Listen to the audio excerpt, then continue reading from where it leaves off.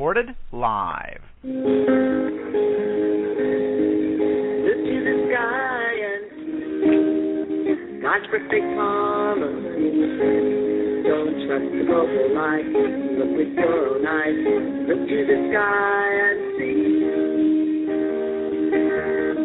God gave His eyes to see His perfect harmony. The moon in her own light, walking day and night. The sun coming up, the sun going down. The curtain of stars on the heavens around. Look to the sky and see. Look to the earth and know God causes all things to grow. Stretched out the earth in place, established her for faith. Trust in the only God you know. Look to the sky and see God's presence harmony. Don't trust global light. Look with your own eyes. Look to the sky and see one God, creator of heaven and earth. Greetings and welcome to Hour of Discernment on January 27th, 2016. Well, I've been looking forward to this for about a week, and yesterday on the broadcast, I reviewed my guest Robbie Davidson's video. It's called "The Global Lie: Flat Earth Revelation." And with that, welcome to the broadcast, Robbie. Thanks for having me, Walt. It's a pleasure to be here. Yeah. Well, listen, I have to, this flat Earth movement has moved me in more than one way, and I think it's more than a movement. And one of the reasons I think your documentation it comes from the biblical view, and so. And yesterday we talked about, I reviewed heliocentric and geocentric. And with that, I'd just like to have you introduce your video and tell your testimony. Well, yeah, I'm basically coming up with the concept and, and doing my research for the last 6 months, uncovering, the root. I think for most of the church, they were busy, basically attacking the branches of the tree and never really looking at the root. And if you understand the entire war of creation versus evolution, you'll see that most of the attack was centered around, the Darwin model that, we evolved over, millions of years, and we came from ancestors as monkeys. And again, this was the lie that was, all focused on. But again, you have to kind of dig deeper and find out, well, where did this lie originate from? Where do we get evolution? And if you look back, you'll see that you get it through the entire heliocentric model that was proposed. Now, again, this had gone on for a while, but it didn't take root until Nicholas Copernicus, came out. And indeed, it was the Copernican heliocentricity concept that gradually broke the back of Bible credibility as a source of absolute truth in Christendom. Once the Copernican revolution had conquered the physical sciences of astronomy and physics and put down deep roots in universities and lower schools everywhere, it was only a matter of time until the biological sciences launched the Darwinian revolution. So if you understand that this is kind of the connection, between the two, and seeing that basically from the beginning of time, Satan has been after attacking, the authority and the foundation of the Word of God. And again, if you can get the Word, you can get the foundation to crumble, you can start doubting parts of the foundations of the Bible, then everything is opened up to interpretation. And I think that's where the devil has laid his assault, is definitely when it came to the creation account, but also, clear verses, throughout the entire Bible that talk about how we're geocentric, we're stationary, and that everything that was created above us moves, circuits, it does its thing, but we don't. And that's one of the things that they needed to break. They needed to break that whole paradigm And they've done an incredible job. Throughout the centuries, there's always been great men of faith that have been crying in the wilderness, warning, about Copernicus models and such. And if you actually even look at the early church, and even the great reformers, I mean, you have like Martin Luther, you've got Augustine, you've got John Calvin. I mean, these guys were going so far as to say that these men that were coming and proposing up these ideas, were possessed by the devil. So they were warning, and rightfully so. But unfortunately, it gained ground rapidly in the church, through Rome, through the Catholic Church. And there's a story there with Galileo and how they did the Hegelian dialectic in creating an illusion that they would be fighting, science versus religion. And that's what they proposed to us, that science is wonderful. The scientific method is great. But when science gets hijacked and it becomes an agenda and it becomes theories and beliefs, these are the theories that were set up that basically to this day, they're considered fact. And anyone that tries to debate these are considered, they're ridiculed, they're laughed at. But indeed, once you look into it, just like the lies of evolution, all these theories about the heliocentric Big Bang universe they're theories.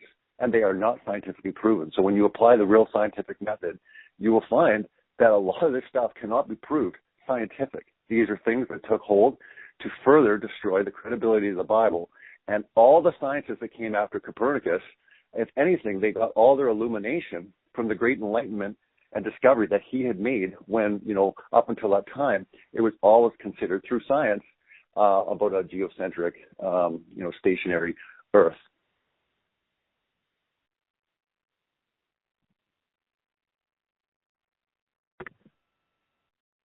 Can you hear me, Robbie? Yep. Okay. Yeah, I would like to make a comment. In your studies, did you ever look at who is the father of the Big Bang? Well, when you're getting into it, like you're going back into, if you're starting, the Big Bang, it was coined by different, people. Basically, it came to a point where actually the Big Bang actually wasn't even like the correct title, but it took hold. And when you do your research, you'll find that basically they just ran with the whole Big Bang theory. But you'll find that later on they had some major problems, and to this day they still have some major problems. Yet it's just like evolution. Anyone that speaks out against this, there's scientists that are around the world that are scared about publishing their findings, losing credibility, losing their job, just like everything that's going on within the major universities. This is a group, an elite group, that do not allow anyone else to propose any ideas. And the whole idea of science is all about questions. Well, they don't want anything questioned anymore. This is fact, they say, and anything that fits their model, they will use. Anything that doesn't, they will throw out. So, looking into it, you can kind of see how, even before there were ideas there, but actually the Big Bang was a relatively new concept.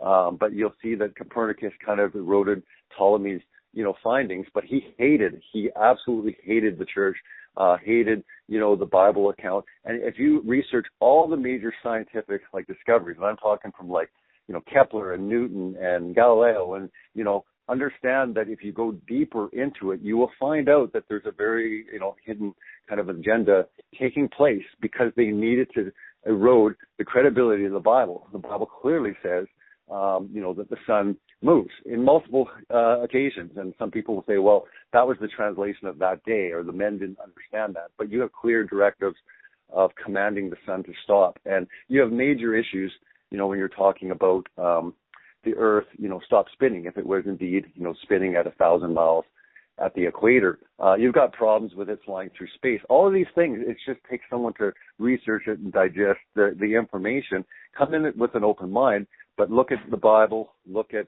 kind of what they're, speaking and what they're teaching, and you will find that it's a polar opposite of everything that is being taught. So it's something that is very, very important.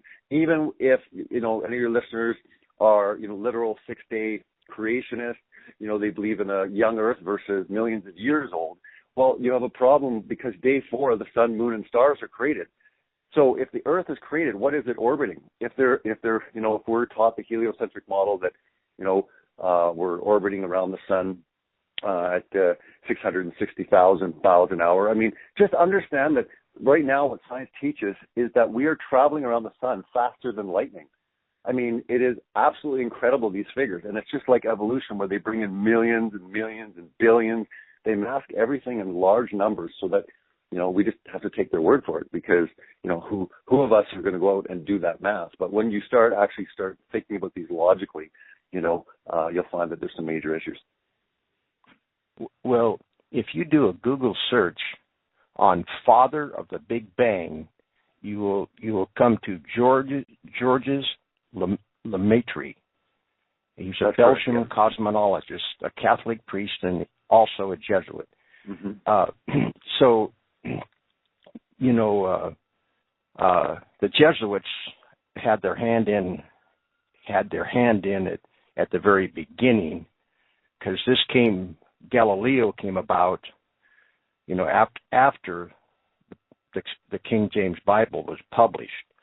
So they were, and also if you do, the father of the New Age is the New Age movement is also a Jesuit. He's a Frenchman, and I can't pronounce his name right now. But don't you think, Robbie, that heliocentric was the birth of the New Age movement? Yeah, I think obviously it was the birth of many things. I mean, we're talking about, if you understand the heliocentric model, all the lies, everything that you start seeing, that's happening around the world. I mean, you can get into so many things. You can even get into futuristic things like the transhumanistic movement. Everything originates from the idea that they're going to find other life out there, that the other life will create the answers for us at some point, possibly. And you have major scientists. Richard Dawkins is a big believer of this, but most credible, in the scientific community are definitely talking about how feasible it would be for an intelligent life form to have injected their DNA into a monkey, and created us at some point in the universe. So understand that basically, for the great deception that's going to come into the world, it says it will deceive the whole world. And I'm looking at it more and more in my research that could it be that science is the great one world religion that's spoken about? In ways, it's something that has been masqueraded as fact, but indeed it is religion. It's almost everyone, believes this and takes this as fact. It was almost like Satan's assault. Rather than come up with a new belief system, he comes up with fact. He comes up with something that cannot be disputed. It's not a belief. It's reality, or so he, wanted to tell the world. And yet we've bought this hook, line, and sinker. And Satan has worked with great big agencies such as the scientific community, but also when you're getting into like the space agencies, because up until, the 1960s, really everyone took this upon, as faith, as far as the spinning balls flying through space. But it wasn't until, the Apollo missions that on the very last mission, on the way home, they took a picture of the Earth. And from that picture, it was settled. Everything's settled now. We've got the picture. We know we're on a ball. We spin and we fly through space. But there's major problems when you start looking into that. You have major problems with the fact that it's almost been 50 years. They've never been back, nor has any other country. So again, I think when it comes to putting your trust in NASA, and again, you mentioned, Jesuits. Well, I'd say like most of these great men have been either Jesuits or high degree Masons. And if you start researching based on the spirituality of these people and their Masonic roots, then you've got some major problems, especially with the foundations in the beginning of NASA. Jack Parsons, his tie with Aleister Crowley. You've got some high-level Luciferian systems running in the creation of these agencies. So if we are just going to look at NASA and we're going to look at our science textbook and we're going to refute the Bible, woe to the man. The church, early church and the reformers were saying, like, it is crazy to take the theories of man over the word of God. Be careful where the source is, because when you start reading the word the way it was meant to be, you will find there's very, clear indications, not only that the earth doesn't move and that it is fixed, but also the stars, the sun, and the moon, they all have their own circuit. But we have literally been taught the lie that no, the sun is the center point and everything orbits the sun. And again, if you follow this right back to Nimrod, but you get into Greece, Rome, you get into all the early pagan belief systems, the sun has always been the focal point. And again, that's a whole other discussion for another time. But understand that, are we any different now that when we're focusing and putting all the emphasis on the sun? Nothing happens without the sun. And again, that's been Satan's drive all throughout history, is to drive people more to worship the sun and give the significance to the sun over the earth. And I think it's been a huge lie that, just happy that God is revealing it to, thousands of people at this time. Well, Robbie, you've mentioned several times that heliocentric was designed to take the credibility of the Bible away. And, I read a book. I've got a book here. I've had it for 4 years. I haven't totally digested it. It's called The Earth is Not Moving by Marshall Hall. And this is what I got out of this book. This is what he emphasizes, exactly the same thing. This was to take the credibility away from the Bible. And when we look at 1 Timothy 6:20, O Timothy, keep that which is committed to thy trust. Avoid profane and vain babblings and oppositions of science falsely so called. Yesterday I brought I don't have that right in my hand, but what John Calvin said, it really I can find that real quick. Let me read what John Calvin said.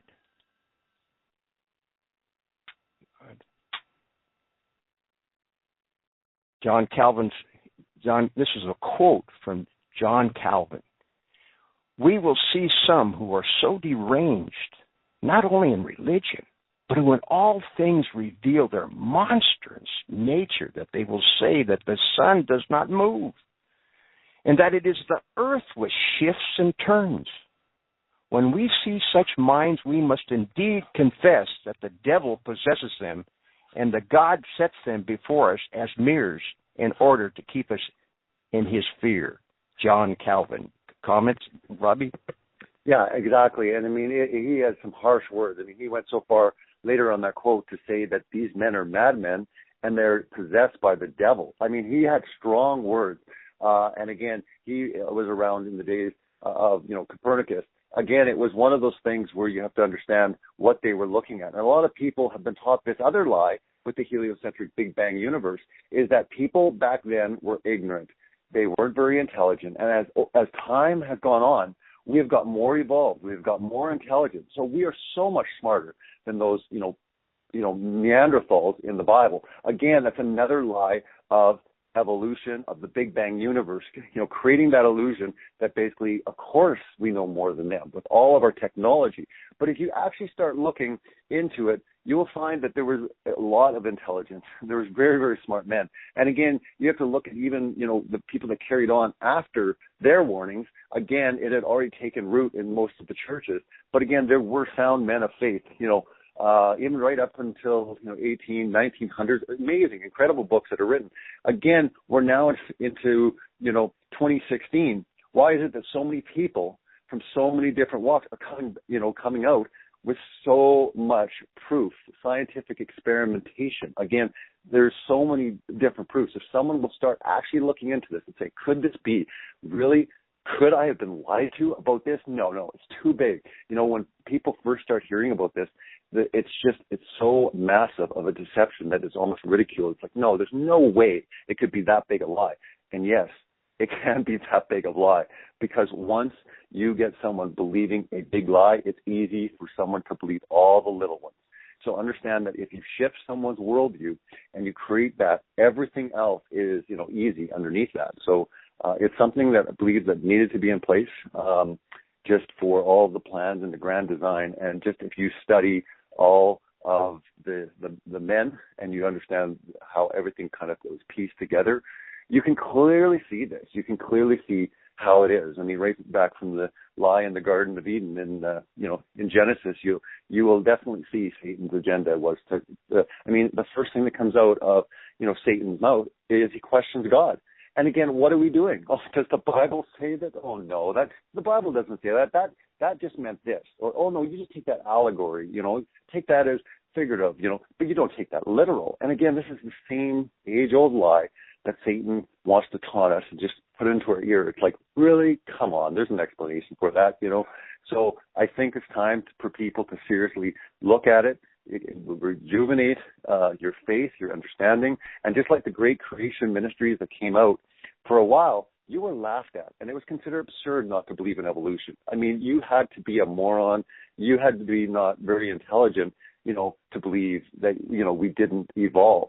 But again, all of a sudden, there were quite a few people that started looking into this, aspect, came out with very good materials, based it on science, gave us a lot of, not just we could just believe in something anymore. We could actually handle ourselves in a debate.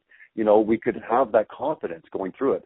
So now when it comes to this, it's considered laughed at or, oh, you have to be silly. Of course we know the universe, and we know there's billions of galaxies, and that every star is a sun, and that the sun is 93 million miles away and the moon is 240,000 miles away. I mean, we know all these distances. Do we? Have we just been told that? Or can you start looking into it and find out, well, wait a minute, there's a lot of scientific evidence supporting the fact that the sun, moon, and stars are a lot closer, and they're a lot smaller than what we've been told. Can you hear me, Robbie? Yes. Okay. I wanted, when I first watched your video, within 20 minutes, I got a little watery. My eyes got a little watery because you can see how they have taken God's creation and made a ball out of it. A spaceship sailing through 66,000 miles an hour. And then another thing that caught my eye is you had one picture and you did a kind of a collage, and you had all the corporations with ball symbology. Could you comment on that?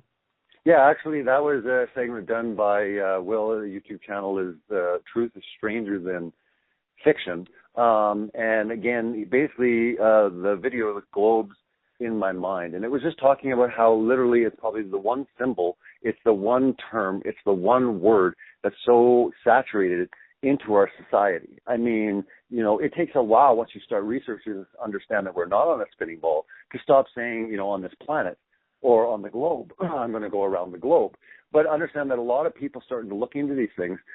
We have been taught that anyone that thinks the world is flat is silly. We proved that wrong, however long ago. So it's not even worth your time looking into. And again, we've been showing the pictures of, boats going over the edge. If you understand the concept and you understand the biblical meaning and you get into it, you'll find out that it actually makes a lot of sense. It says in the Bible that God compassed the waters with bounds so that they would not overstep their boundaries. So you have to understand that he put bounds in place. And if you start looking at the different, like the models and the understanding, you will see that no, there's a good understanding. And a lot of people say, well, how can you go around the earth if it's flat? Well, you can take your finger on a dinner plate and go around in a circle. I mean, you can easily go around. You don't have to be on a ball to go around. But people, they need to see that paradigm shift where they start looking into it and going, okay, that makes sense. Like some people will say, well, how do you have day and night, if it's flat? I mean, but if you start looking up and you start seeing exactly that the sun and the moon have their circuit, they go into the Tropic of Capricorn and the Tropic of Cancer, you can start to actually see it. And you can see where the equator would be, that the sun would be, the hottest. I mean, there's major, major problems with the heliocentric Big Bang universe in every single thing. As much things as we found in evolution, I would say there's probably 10 times more problems when it comes to the distances they've told us, the sizes. I mean, literally, the Candelaria experiment, I think it was in the 1800s, they use it still today. But it was hanging two balls on a shed roof, okay? And you have to look this up. But again, they teach this in the textbooks, but they hung two balls on a shed, and from that, they got the mass of the Earth and the mass of all the planets, the moon, et cetera, et cetera. I mean, how absurd, by hanging two balls on a shed roof, they're going to find out the mass of the Earth. And again, like the opening in my film, The Global Lie, and also concluding it, getting into Job, where God clearly says, who of any of you would be able to measure the breadth of the earth from one end to the next? Well, wait a minute. I thought we had the whole thing measured out. I thought we knew how big it was. It's 25,000 miles in circumference. It's this heavy.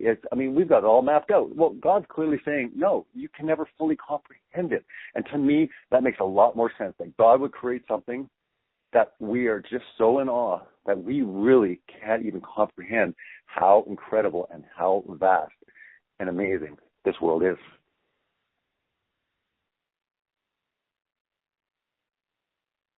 Okay, you can hear me? Yes. Oh, excuse me. I'm 71 and I have a little memory. I've been muting my mics. And, the next question I'd like to just touch upon a little bit. I mean, don't you have to go into it heavy, but how has this affected you? I find this when the word has been programmed. Oh, I can relate to this. When I was growing up and I was in school, I can't tell you what grade, but I was shown that picture of the boat sailing off the edge of the, and how ridiculous to even think that the earth is flat. And I was just talking to a brother last night, and this ball that's spinning around in our head is going to be there. You're not going to just take it. You're not going to take this out overnight. No. And in other words, like, how are you? How do you handle? What are some of the rebuttals that you've got from close friends or relatives? I would say the biggest one, especially within the church, would be that these verses, all the verses, and I mean there's hundreds of them, they're all to be meant taken allegory. I mean, they're not to be taken literal. And again, I guess the problem is, a lot of the people that are coming with these arguments are literal 6-day creationists. These are people that believe that the earth is 6,000 to 10,000 years old, not millions of years. They believe in the literal creation account as far as us. But when you get into, the universe, and I think, and I mentioned this, in the documentary, as well as other interviews, but I think it was very easy. I mean, when we came across the Big Bang, all we had to do was say, well, listen, you guys are saying that nothing became something, exploded, and created everything. I mean, that's totally not science. I mean, it's major problems, but nothing just, sitting there, all of a sudden it becomes something, explodes, and creates everything. Well, what we did is we said, well, God created everything. So we attached God to the Big Bang. And we said, aha, there you go. See, there's our argument. You guys don't know what created the bang. We're saying God. So we didn't have to even deal with that subject because we just quickly associated God with the Big Bang. And hey, it kind of made sense. God spoke it and everything just appeared. But the problem was how it all appeared, how God, created the world, how he created the sun, moon, and stars. We gave it a very man-made, anti-biblical, attachment to God. And I think that was the danger, is we started like praising the universe and all the planets and everything like this, and yet we were starting to shift over to man's theories. Again, it's very clear in the Bible that it literally says the sun, the moon, and the stars. Now, people say, well, what do you do with those planets? Well, for the longest time, they were always considered the wandering stars. And I mean, you get into the Bible, you get into even extra, biblical texts such as the Book of Enoch. I mean, you can clearly see that, God clearly says it throughout the Bible that there is a sun, a moon, and he also created stars. So these stars, are relegated to, these are planets and these are terra firma. And just like we've been told the moon is something that's terra firma, God calls it a light. But again, now man, has us believing that we can land on these lights, that we can play, golf and we can drive around rovers on it. But again, there's major problems. I mean, there's major problems when all of a sudden the whole conquest of space and NASA is they're going to head to Mars. And then all of a sudden NASA, basically it says, well, we're going to cancel that mission. And now we're going to go back to the moon in 2030. Well, when 2025 hits, they're going to say something came up. We're going back to the moon in 2050. I tell people we're never going to the moon because we never have been to the moon. These things up in the sky are not meant to be landed on. They are lights. God clearly says what they're for. And I think that part of the illusion and the deception is verifying these things through an agency that everyone, just blindly accepts and trusts and says, well, why would they lie? But if you look into the moon landing and you come to a point, you're like, I'm getting suspicious. It's almost been 50 years, and they haven't been back, nor has any other country. You would think that Russia would want to be there and put their flag up on the moon, but again, and then you have Obama coming out and saying, people are saying we should go back to the moon, but I'm telling people, hey, we've already been there. I mean, I would say the biggest argument I get from people about the moon landing is we don't need to go back. We've already been there. And I'm thinking, with all the technological advances, we found out everything that we're going to know about the moon. It makes no sense. So the question is, if they haven't been to the moon, where have they been? Because if you actually look this up, you will find out since the moon, understand that they tell us the moon is 240,000 miles away. If you look this up, do you know the furthest that man has been in basically the last 50 years is 400 miles?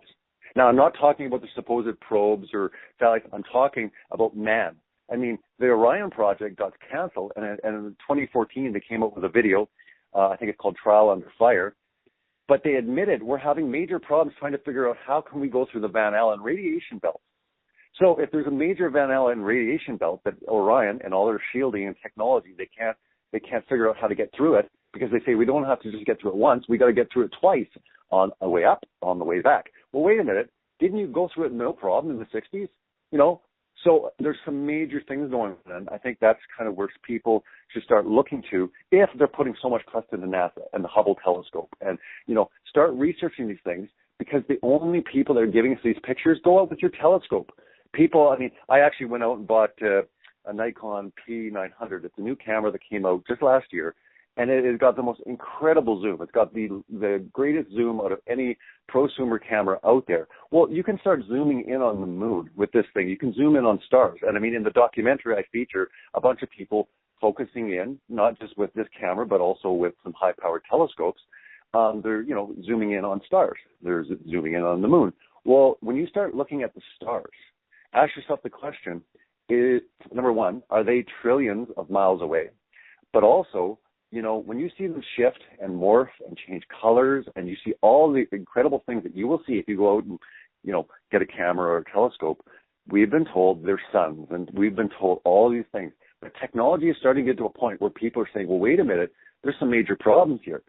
How is it that if the moon is 240,000 miles away, I can zoom in with my camera, a $600 camera, I can zoom in incredibly close on the moon. I'm talking details, like levels of, and there's certain things that I'm seeing that basically it doesn't make sense. And one of the things, and it's mentioned in my film, The Golden Lie, is the moon. It says in the Word of God that basically there's two lights. We've been told, the moon is a reflector of the sun. But what's really interesting is scientifically people are starting to test this. What they're finding is that when you're out in the sun, it's hot. You go into the shade, you cool down. Just like, if you, when we were young, we would take a magnifying glass and we could burn paper with the sunlight. Well, if you actually go into the moonlight and you start measuring it, people are doing this with infrared, electronic, temperature, and again, they're finding that basically the moon is cool. What's interesting is if you go out into the moonlight and you measure the temperature, if you go into the shade, you actually warm up. Not only do you warm up, but you can actually magnify moonlight to make objects even colder. So we are dealing with the sun as something that's giving off hot light. We're dealing with the moon that's giving off cool light. And again, the Bible's very clear in the King James. It literally says that the sun is masculine and that the moon is feminine.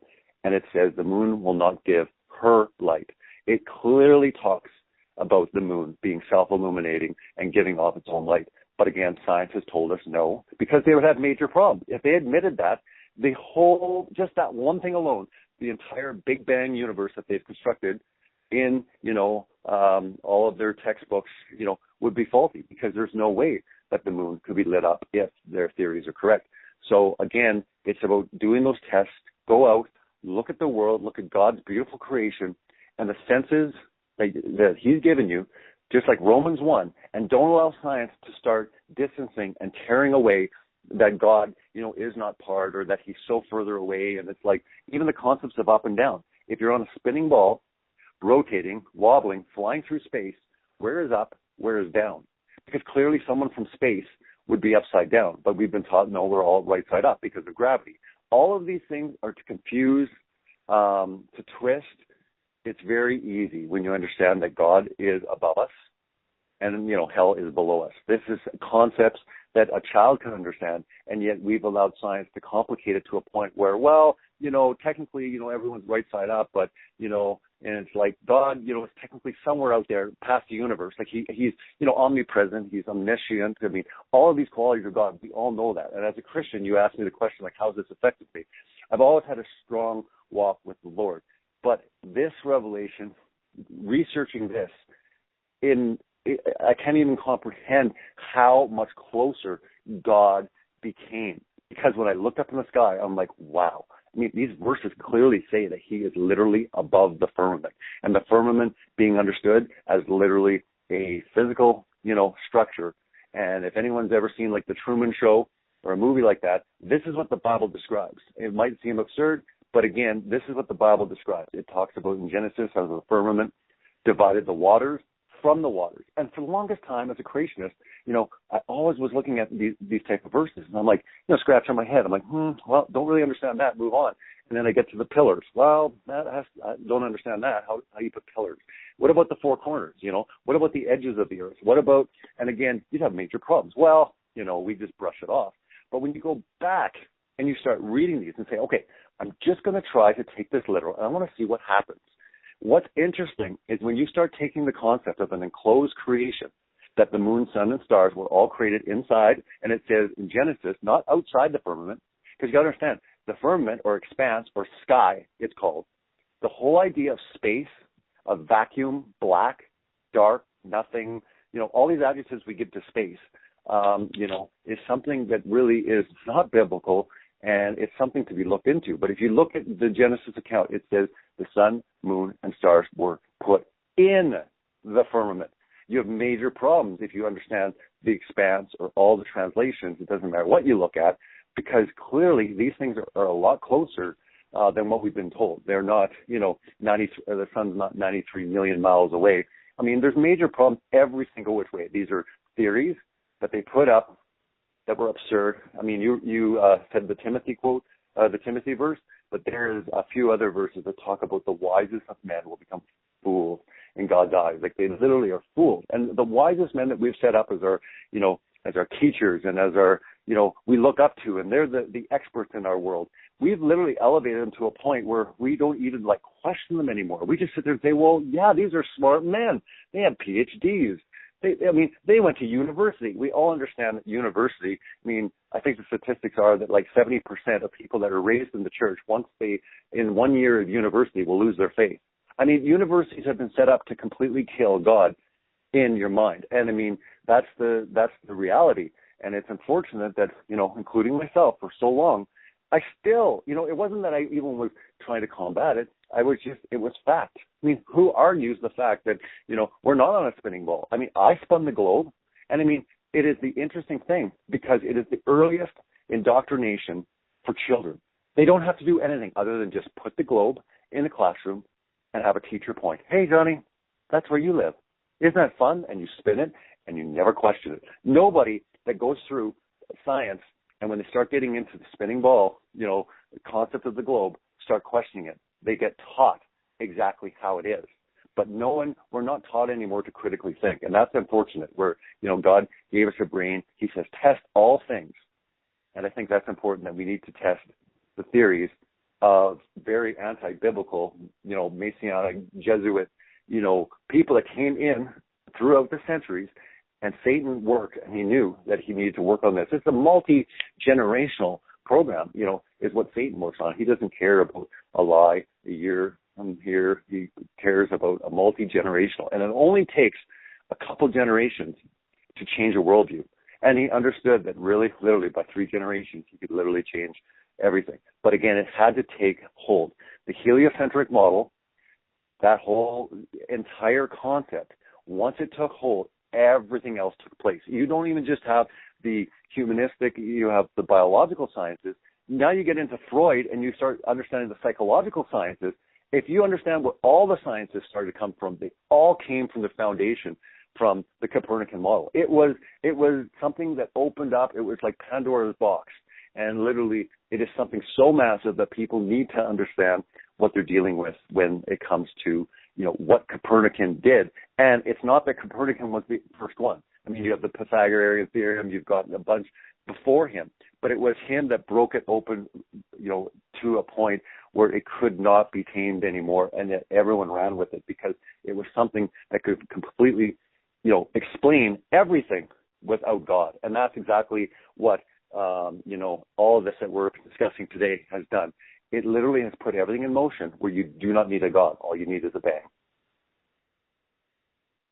Well, Robbie, that's what it's been 400 years, and that's what brought tears to my eyes when I realized how Satan has just pulled the wool over, just has hoodwinked us.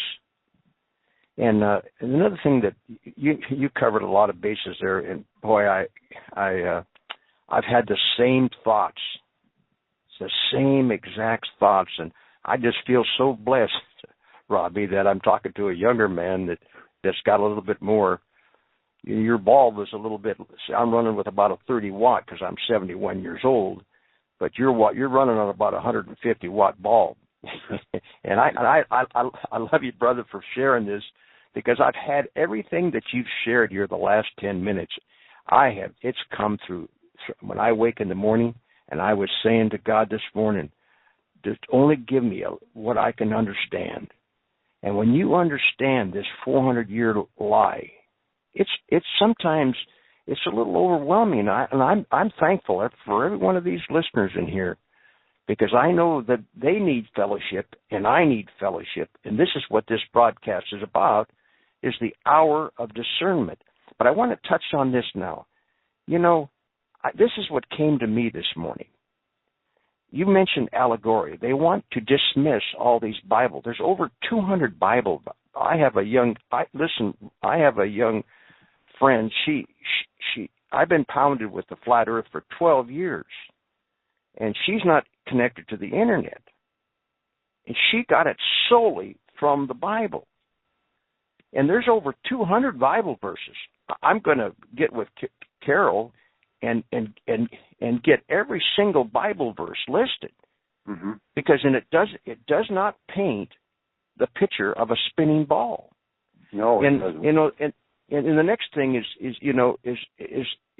what Marshall Hall said. He said that the exposure of this great lie will participate back to the Bible movement that will shake the world. Because the apostate, and this is where I want to go, all these creation ministries and all these seminaries and Bible colleges, let's just focus on the creation ministries. And I'm not to pick on Ken Hovind. I've learned an awful lot. But Ken Hovind is solidly heliocentric. And I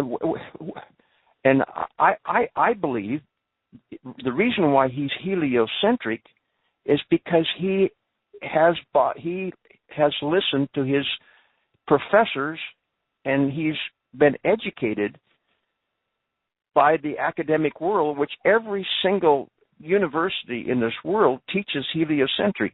Could you have a comment on the creation ministries and why they teach heliocentric? Yeah, I had mentioned that also in the documentary, and I nothing but love for Kent Hovind and Ken Ham. I actually learned a lot in just over 20 years as a Christian. A lot of my education and equipping me, and with the whole creation versus evolution. It was a huge wake up. There's no doubt about it. So I think it's cognitive dissonance in the sense that this is just so grand. You have to understand that from an early age we're spinning the globe. The globe is so put into our brains that it's just the unquestionable. And I think that the attack, it's almost like Satan would allow, a major attack to take place against, we're fighting the fact that we came from monkeys, and no, God created us. And our whole war is on the fact that no, we're not just an animal, we're special. Well, Satan's sitting back and he's watching that and he's saying, okay, am I really, majorly threatened by this? Well, I don't think that he was really threatened by it. Why is it that, it took me over 20 years to realize this? I read the Bible, you read the Bible. How many times did we read the creation? And yet all these verses we didn't pick up on? How come, we didn't? So I think that it's just because our whole worldview, when it comes to evolution, it's not a worldview. It's a theory. It's something that you're fighting. But it's not literally the worldview, what you're standing on. When you look out in the sky, everything you've been taught, to understand the fact that everything that you've been taught is a lie is so overwhelming for most people, and rightfully so. I mean, it is for anyone. The first knee reaction is, wow, this can't be true. And I think a lot of people just don't want to take the time because it's just so major of a deception. It's hard to grasp. So, but I think it's important for everyone to at least give it the time. Even a few days, I think, would be enough if a person looked into it and saw, the monster lies and just the connection of what's taking place. But I think with these ministries, I think that we need to lovingly, present the information, our case, start doing our research. I think God is not only going to call us, to reach the world, as he always has, but I think he's going to call us as well, to reach people in the church. Because like you had mentioned, I mean, this is a huge paradigm shift. And again, when people come, like what I've noticed even personally in my circles, even talking with my pastor or people in the church, that, it does become a very big deal. I mean, one thing I do hear from a lot of people is that, well, what does it matter? What does it matter if it's a ball or it's flat or it's square or it's a triangle? I mean, who cares? Like, but you know what I'll say? Does truth matter? And I mean, truth is very important to God. I mean, and I always, at the end of all my videos on my channel, Celebrate Truth, I leave off with John 14:6. And, Jesus said, I am the way, the truth, and the life. No one comes to the Father except through me. But literally, understanding and the pursuit of truth is worthy. And it's something that God calls all of us to do, to test all things, to worship him in spirit and in the truth. And I think truth is important. And if it's not important, then, I don't understand, why there's so many verses that support the fact that it is. But again, we understand that we're on this quest for truth. If all of a sudden you start figuring it out, that what we have been taught are lies, what is it going to do? Like you said, one of the biggest, movements or the awakening, or what is it going to do to God's church? I think it's massive. And I think that, the attacks that have come against, people that don't believe in evolution are minuscule compared to the attacks that will come of people questioning and getting science to answer questions. And that's the only thing that I'm going to literally say with people that are very scientifically minded, that are looking and saying, this can't be true, this is so absurd. Then get science to start answering the questions, just like you did the same with evolution and they didn't have the answers. Do the same, and you will find out there are major issues with almost every aspect of the Big Bang heliocentric universe that they have taught us, when the Bible's very clear that literally we have been created in an enclosed creation and that we are special and that we are different and unique from everything else up in the sky. The entire monster lie that I see is to relegate Earth to a spinning ball and make it a planet. Earth is not a planet. And when you look into it and say, okay, this guy is saying on the radio right now, he's saying it's not a planet. I'm going to go out and prove him wrong. Go out. Prove that Earth is a ball. Try to do it scientifically using the scientific method. You will find you're going to have a very hard time. You can get the curvature rates that science has given us based on 25,000 miles in circumference. You can find out that, after 20 miles, there'd be so much drop, that things would be below the horizon. Start doing that. Look with your own eyes. Start using science if you are scientifically minded. Because again, we're not talking about anti-science here. We're talking about anti-scientism. That science, that real true science, was hijacked, was taken over, and masqueraded as fact, as reality. And yet it basically deviated from what science was all about, asking questions, observing, repeating experiments, something that could be verified, tested. Do you know that even when it comes to gravity, gravity has never been tested, it's never been observed, it's never been quantified, if you even look up gravity, because you need gravity to be able to stick to a spinning ball flying through space. Understand that the entire universe, it only exists because of, they call it the big G. Our big G is God, it is the Lord God in heaven. Their big G, if they don't have an answer to the question, you watch what they'll say. Well, it's gravity. It's gravity. Well, how does it do this? Well, it's gravity. What about the sun? Well, that's gravity. And if you look up the definition of gravity on Wikipedia, I challenge anyone to look it up. Read that and ask yourself, is that science? Is that scientific? Or is that some sort of mysterious, magical power that they basically, anytime there's a missing hole, at least, with evolution, they admit, well, there's missing links. We don't know what it is. But what they do with the heliocentric Big Bang universe is anytime they're up against a problem, that's gravity. That's the way gravity works.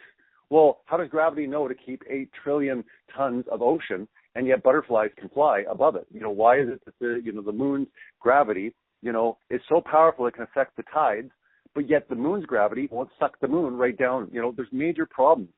So if you start looking into all of these concepts and start using your head and saying, okay, I want to know what true science is. I want to question these things. I want to test all things.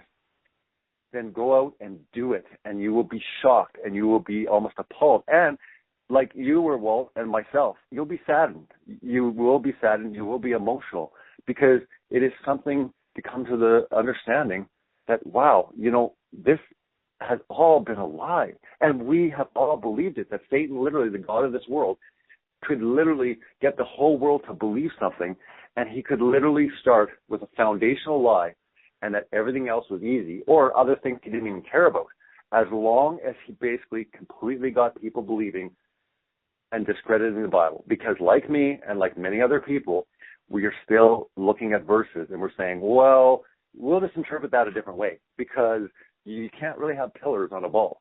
We have taken our worldview, and because we have a scientific worldview, understand that people without a scientific worldview try. It's really tough to do, but try to look at the Bible without a scientific worldview. Just if he was to present you his word and you were just to read it, and you read all these verses, maybe draw it and see what you come up with. But what the interesting thing is, now you've got all these people in sciences, in military, you've got pilots coming forward, you've got surveyors, you've got all sorts of engineers are coming forward now. There are all sorts of people of all different backgrounds are coming forward with basically the creation account of Genesis and constructing it and saying, okay, this seems silly, but they're saying it's flat, it's not a ball. Well, I know it's a ball, so I'm going to go out and test, and I'm going to prove everyone that it is, I'm going to prove the curve. Well, people are going out all over the world, and you can type this in YouTube. Just type in flat earth curvature. There is no curve. It does not exist. Pilots are coming forward and saying, and people say, well, no, I took a plane, I looked out the window, I saw it. I challenge anyone, go the next time you're on a plane, look out again. It's almost like the conditioning was so strong that we were programmed to see the curve, because people are trying now to go up and disprove it and take pictures. Once they go up, they're not seeing it anymore. They're taking pictures, they're bringing it back in with rulers. It is flat as a pancake. And here's the interesting thing, that no matter if you're standing on a beach and you look out at that horizon, it's eye level. So then you go up on a mountain, you look at the horizon, it's at eye level. Now you go up in a hot air balloon, it's at the horizon, eye level. Now you go up on a plane, the horizon, always at eye level. If we're on a ball of 25,000 miles in circumference, the higher you went in altitude, the lower the horizon would go down. It is simple physics, it's simple geometry. I mean, you can construct this, you can put it in a 3D simulator. People are doing it all over the world. But understand that the higher you go up on a ball, the lower horizon would drop. Yet at any altitude, other than the pictures from NASA give us, the highest that we can get up, unmanned, is in a military, grade weather balloon to 110, 120,000 feet. And without a curved lens, a fisheye lens, a GoPro camera, if you actually put a straight lens, a regular lens without the curves, because you'll find that a lot of lenses, create the curve. But if you go up, people are going up all over.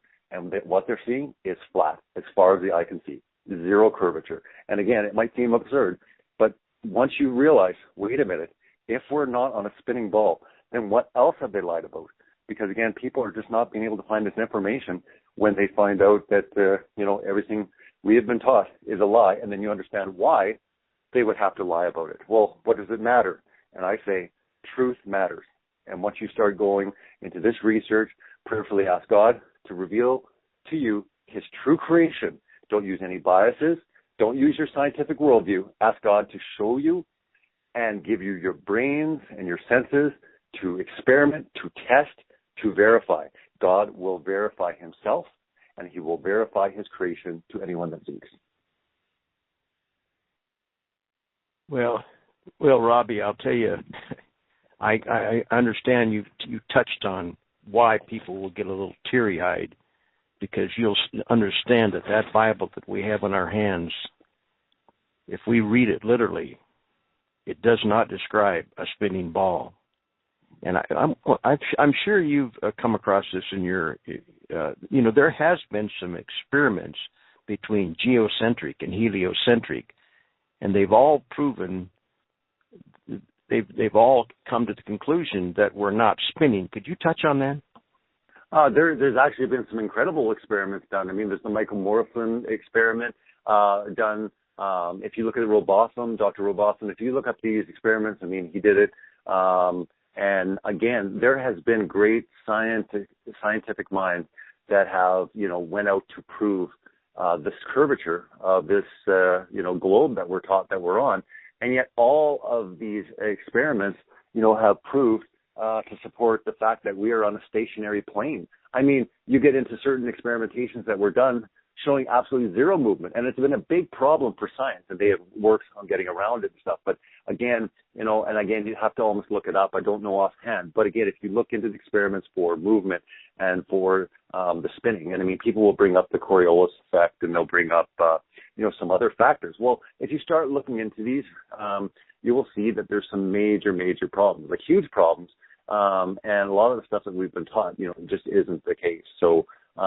There's experiments done with cannons that they would shoot cannons straight out. And again, you're talking about the Earth is spinning. You've got issues. You've got issues with planes. You're going one direction on a flight and you're going with the spin. Well, what happens when you're on a flight going against the spin, right? So they're also shooting cannons straight out. Well, they were finding in the experimentation, they would shoot it out and sometimes it would come right back into the cannon. So if we're spinning at 1,000 miles per hour at the equator, this isn't impossible. The fact is that no scientific experiment, has ever been done that you and I can do together, that we can test, we can repeat, we can both observe, that will prove that we are on any type of movement at all, period. We are relying on the great scientism minds and NASA to tell us that we're on a spinning ball. But what I'm saying is there is zero experimentation to prove that the Earth spins, at the velocity is what they're telling us. Everything, from the speed of lightning, traveling, these are absurd things. And yet even orbiting the sun and going around its elliptic, no one's ever felt movement. No one's even felt a jolt. No one's ever felt, anything. And yet they tell us these things and we believe them. Why? Because of gravity. Well, that's the way gravity works. I mean, you're dealing with the ball spinning so fast, with centrifugal force, but yet the gravity is compensating the centrifugal force. But then ask yourself a logical question. If you're going to basically create, say your dining room, you're going to create this dining room, and you're going to go, I want to light this dining room. Are you going to create a light that is 100 million times bigger than the dining room to light it? I mean, God created lights, for the sun, like He created the sun and the moon and the stars, and He said, I created them for lights. Just think of how absurd it is for God, to literally create a light that's 1 million times bigger than the actual creation itself.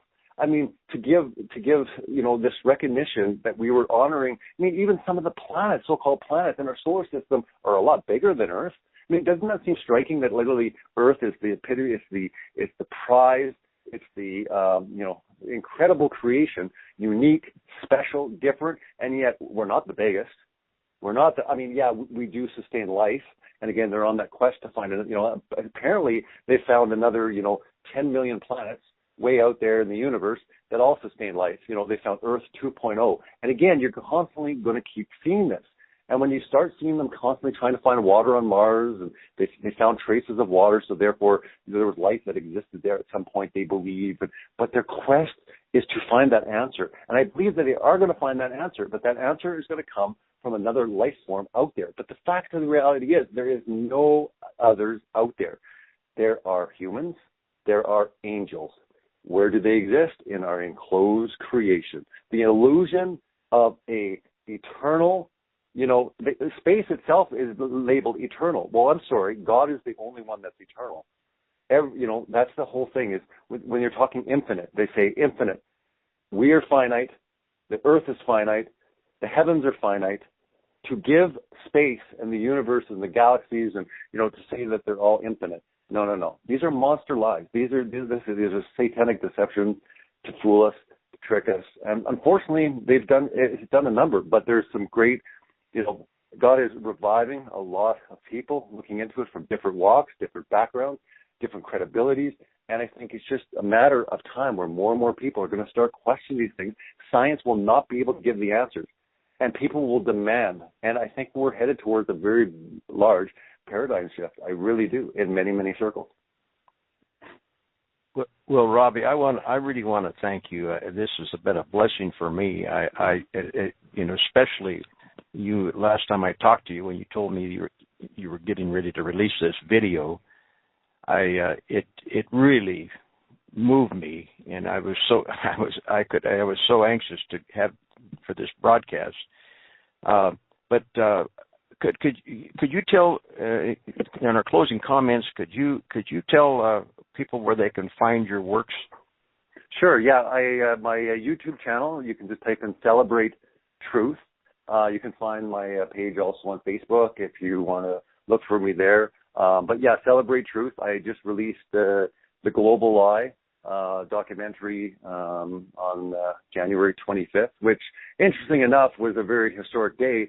It's turning out to be, because if anyone's looking into the news, you're going to see that, through certain celebrities and some things that have started to happen, Flat Earth is gaining a lot of traction and mainstream. You have Neil deGrasse Tyson, one of these scientific guys that is very, against God. And in my documentary, I actually have him a few places in there, how much he actually hates the Bible and God. And I mean, whether it's Richard Dawkins or it's, Bill Nye, the science guy, I mean, all these guys are very anti-biblical. They hate God. They hate creation. They tell everyone to come to reality and accept science as fact and, don't be deluded. And yet these guys continue on. Well, anyways, Neil deGrasse Tyson responded to one of this rappers, and it's blowing up on Twitter, on Facebook. And if you actually type in Flat Earth and click news, you'll probably see, thousands of articles from CNN to New York Times to. So again, and we always felt that, 2016 something was going to big happen. We didn't know how. But God is using people in different areas and stuff to reveal his true creation. And people would say, well, how come, God wouldn't reveal this before? But I think that the timing, like I said, we're moving into a great deception, something, we're getting closer to something, and there's no reason why that God wouldn't start showing people, basically we had fought the war against evolution, and yet now the war goes on to the heliocentric Big Bang universe and understanding the creation that we exist on. So yeah, my work, you can be found at Celebrate Truth on YouTube. I'm also on Facebook. And at that point, yeah, send me a message, watch the videos. I have over 60 videos. My channel's been I've been up for about 5 months now. And yeah, it's extraordinary, especially with the film that I just released. The results and the response and the reviews are absolutely phenomenal. So God is doing a tremendous work.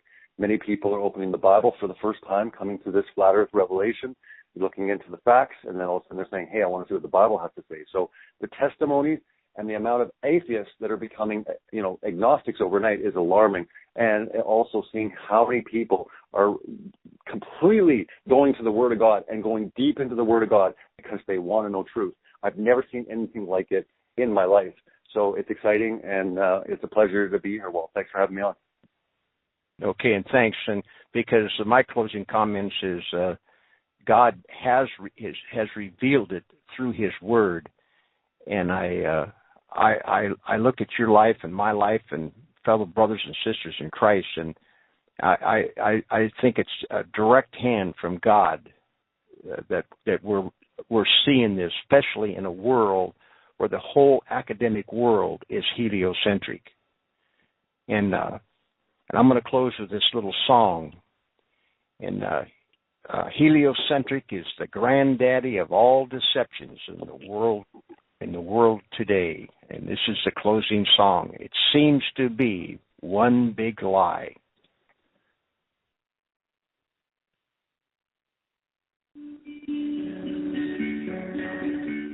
Seems to be that this world is in a mess. Seems to be All life's just a test, seems to be. We think we've lived our lives, but that seems clear to see. That only God will judge and bless, seems to be. Seems to be. That we've lived our life in lies, seems to be. We are born and then we die, seems to be. Life passes, it just flies, and it's clear to see that only God's truth will survive, seems to be. This world can bring fame, riches, mantles of honor and glory, just for a time and a season. Fame, riches, mantles of honor and glory, with no everlasting purpose or reason. Seems to be that this world is in a mess, seems to be. All life's just a test, seems to be. We think we've lived our lives the best, and it's clear to see that only God will judge and bless, seems to be.